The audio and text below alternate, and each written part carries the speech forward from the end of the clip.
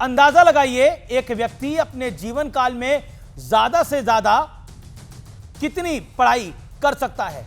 आप कहेंगे graduation, post graduation, MPhil या फिर पीएचडी।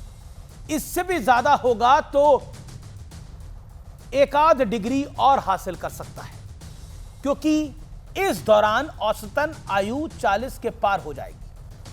पढ़ता ही रहेगा तो कमाएगा कब, परिवार कब बसाएगा। लेकिन भारत में एक ऐसे शख्स भी हुए हैं जिन्होंने एक के बाद एक इतनी डिग्रियां हासिल की थी कि शायद गिनते गिनते आपकी उंगलियां कम पड़ जाएंगी, आप हैरान हो जाएंगे। लेकिन उनकी डिग्रियों वाली लिस्ट खत्म नहीं होगी। और बात सिर्फ डिग्रियों की नहीं है, उन्होंने आईएएस डॉक्टरी से लेकर वकालत तक जाने क्या क्या पास कर ली। 14 सितंबर 1954 को महाराष्ट्र में श्रीकांत जिचकर का जन्म हुआ। उनके पास यूनिवर्सिटीज की डिग्रियां थी।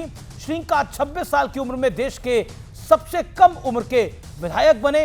यूपीएससी पास किया, इंडियन पुलिस सर्विस के लिए सिलेक्ट हुए, फिर इंडियन एडमिनिस्ट्रेटिव सर्विसेज ज्वाइन की। श्रीकांत महाराष्ट्र सरकार में एक साथ 20 विभागों के मंत्री भी रह चुके हैं। श्रीकांत केवल 49 साल जिए और उस उम्र तक वो MBBS, MD, DBM, MBA, DLitt, Sanskrit, LLM, international law, BA journals, MA public administration, MA sociology, MA economics, MA Sanskrit, MA philosophy, MA political science, MA ancient Indian history, culture and archaeology की डिग्री हासिल कर चुके थे। सोचिए कितनी सारी डिग्रियां हैं, मैं नाम लेते लेते थक गया।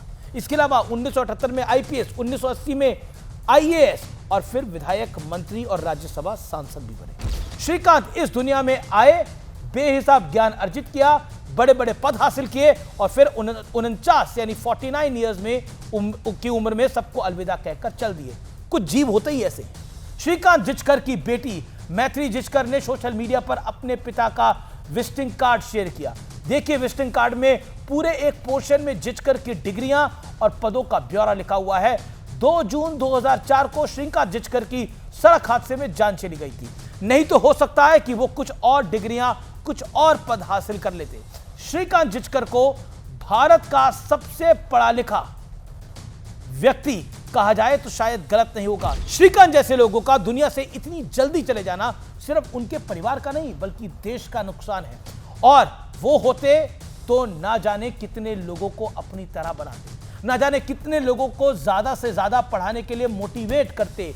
आज ये स्टोरी आप तक पहुंचाने का मेरा मकसद भी यही था कि जिन्हें श्रीकांत जिचकर के जीवन के बारे में नहीं पता, उन्हें उनकी इंस्पायरिंग स्टोरी के बारे में पता चले, ताकि जेनजी सोशल मीडिया वाले फटाफट दौर में सही तरह आगे बढ़ने का रास्ता तलाश पाए। उम्मीद है आपको ये स्टोरी पसंद आई होगी।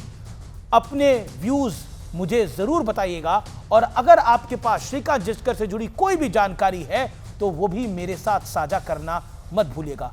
नमस्कार। ऐसे जीव बार बार पैदा नहीं होते।